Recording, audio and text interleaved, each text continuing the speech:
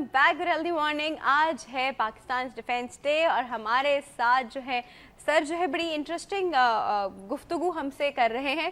سر آپ ہمیں کچھ بتا رہے تھے. ہاں میں بڑے جوش جذبے سے بتا رہے تھے, مجھے ایک دم بریک لینی پڑ گئی. جوش جذبے سے بتا رہا تھا, وہ جوش ایک دم سے رک گیا, لیکن وہ آپ کی ہاں وہ جوش جذبہ دوبارہ لے کے آ جاتی ہے. تو ہم بات کر رہے تھے کہ ہم نے جو جنگ لڑی تھی وہ بڑی بے سر و سامان کی حالت میں لڑی تھی اور جذبہ تھا عوام کے ساتھ. لیکن اس کے بعد, جنگ کے بعد جب ہم نے دشمن کو منہ کی کھانی پڑی, اس کے بعد کیا ہوا؟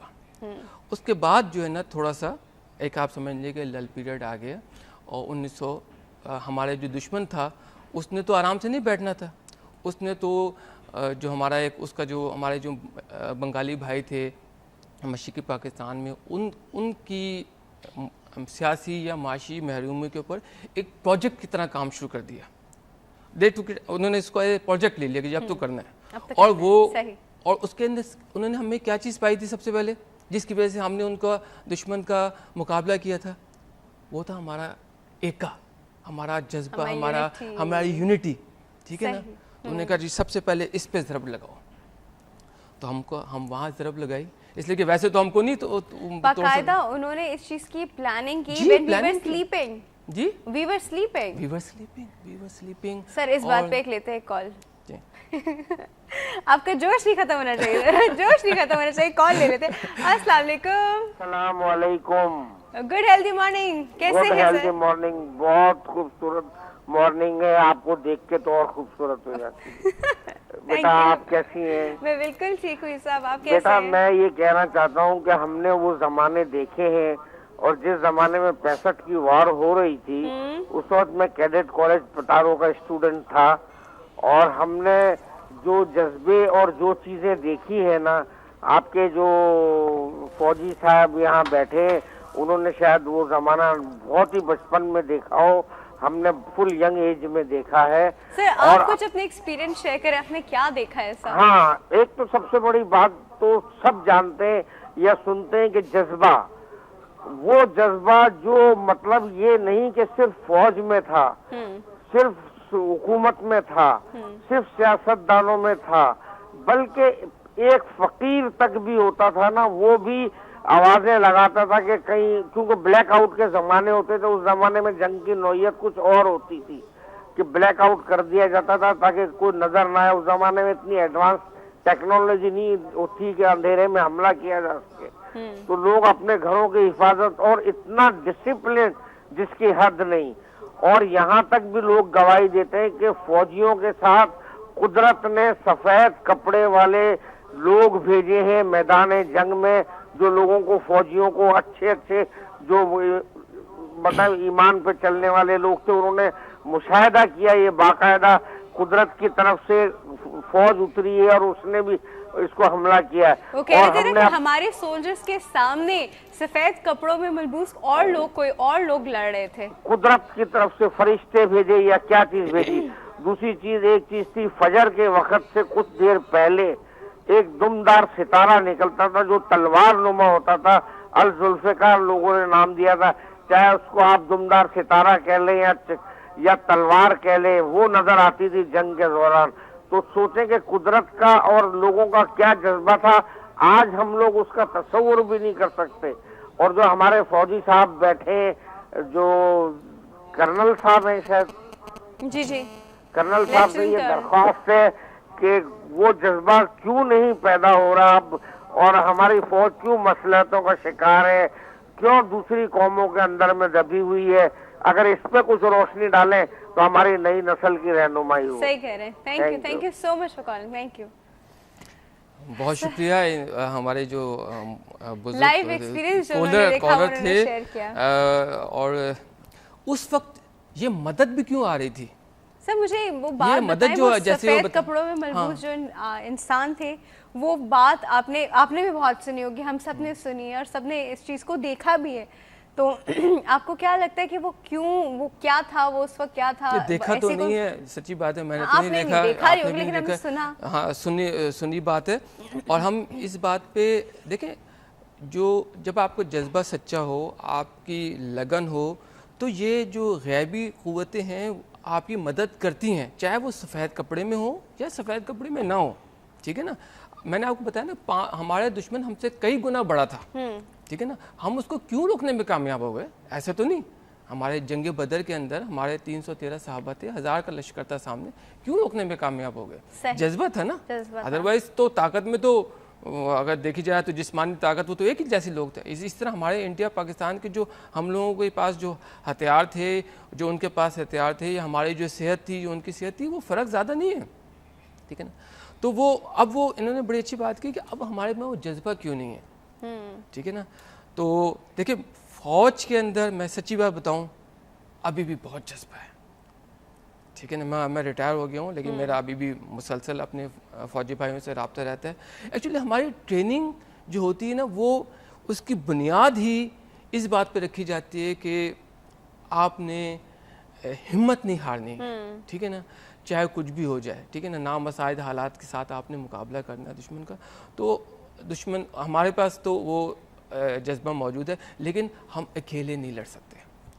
کوئی بھی فوج اکیلی نہیں لڑ سکتی جب شانہ بشانہ اس کے ساتھ اس کی پوری قوم کھڑی نہ ہو، ٹھیک ہے نا. اور وہ ہمیں ایک ایک کی ضرورت ہے. وہ کیسے پیدا ہوگا؟ وہ پہلے جو کالر تھے انہوں نے کیا بتایا تھا؟ چھٹی نہ منائیں، صحیح کہہ رہے ہیں، چھٹی نہ منائیں، لیکن تقریریں ہونی چاہیے اسکول اور کالجز کے اندر. ملی نغمے جو ہوتے ہیں، اے وطن کے سجیلے جوانوں میرے نغمے تمہارے لیے ہیں. آج بھی جب ہم سنتے ہیں تو ہمارا سچی بات بتاؤں کہ ایک دم سے ایک تو ہم اپنے آپ کو سجیلا سمجھنا شروع کر دیتے ہیں فوراً، ٹھیک ہے نا.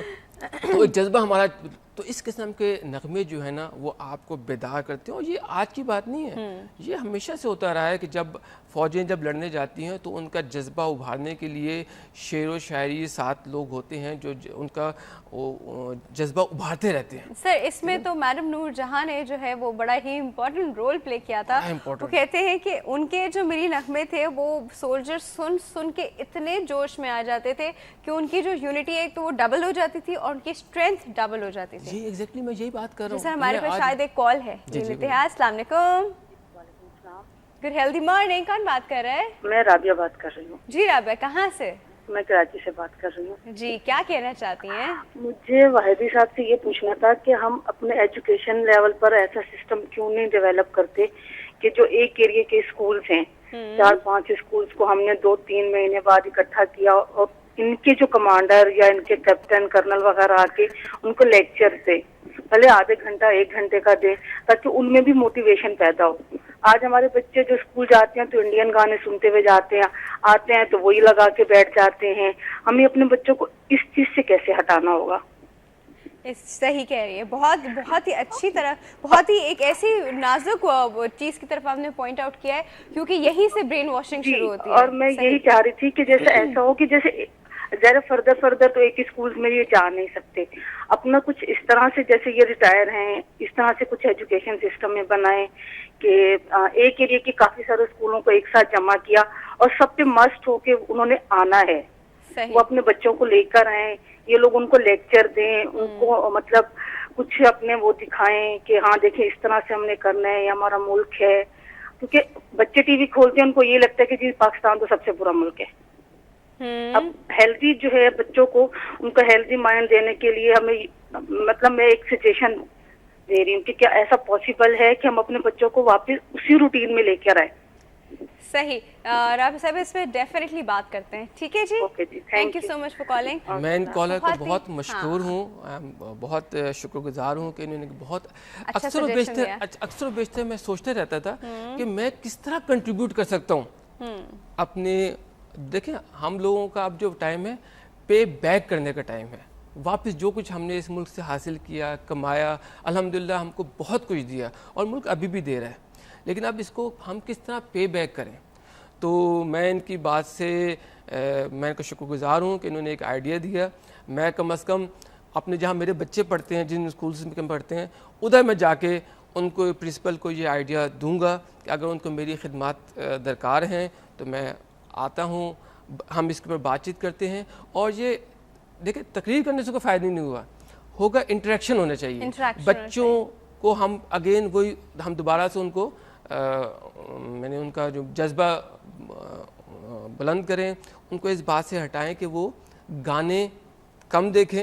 یہ گانے آج کل بچے سب دیکھ رہے ہیں, پہلے ہمارے ایسی motivational I should say dramas بھی ہوتے تھے, موٹیویشنل ویڈیوز بھی ہوتی تھی, موٹیویشنل موویز بھی ہوتی تھیں. اپارٹ فرام موٹیویشنل سانگس ہمارے پاس یہ سب کچھ ہوتا تھا, اور اب وہ سب کچھ ریپلیس ہو گیا عجیب گانوں اور ناچنوں اور سب چیزوں سے. موٹیویشنل جو ڈرامز ہیں وہ تو آپ لوگوں نے بنانے ہیں, ٹھیک ہے نا, اور ہم اس کے اندر ابھی مجھے یاد پڑتا ہے کہ جب یہ ہمارے سنہرے دن کے نام سے ڈرامہ آیا تھا, تو سنہرے دن کے بعد جو ہماری فوج میں آنے کی جو انٹیک تھی وہ 3-4 گنا زیادہ ہو گئی تھی. یعنی چاہے پہلے اگر 100 کیڈٹس 100 لوگ اپلائی کرتے تھے تو 400 لوگوں نے اپلائی کرنا شروع کر دیا. لوگ اتنے زیادہ متاثر ہوئے تھے کہ ایکچولی انہوں نے جب ہماری لائف دیکھی, جو کہ بڑی ہی آئی وڈ سے کہ بہت ہی خوبصورت لائف ہے, بہت ڈسپلنڈ لائف ہے, بہت ڈسپلنڈ اور خوبصورت لائف ہے. جو ہمارا جو کیڈٹ شپ کا جو دور ہوتا ہے وہ تو ایسا ہوتا ہے کہ آپ یعنی آپ سمجھ نہیں آتا کہ یعنی ہم کو کہاں وہ بٹھا دیتے ہیں کہ تم تو یہ ہو اور تم نے یہ کرنا ہے, تم نے یہ بننا ہے. آپ ذرا سی بھی کوئی عامیانہ بات نہیں کرتے ہیں, آپ کھانے پینے کا ڈسپلن آپ میں آ جاتا ہے, بات چیت کرنے کا ڈسپلن آ جاتا ہے, اور ملک کے ساتھ جو جذبہ ہے وہ ایک, یہ نہیں میں کہتا باقی لوگوں میں جذبہ نہیں ہوتا, لیکن جب آپ کو جذبہ پیدا کی جائے, آپ میں انفیوز کیا جائے, تو یقیناً وہ اس کا اثر پڑتا ہے. سر یہ بات وہی ہے نا کہ ہم لوگ کی برین واشنگ ہو چکی ہے کمپلیٹ, اور یہ ہماری اس جنریشن, یہ تو بالکل ایک کمپلیٹ برین واش جنریشن آ رہی ہے.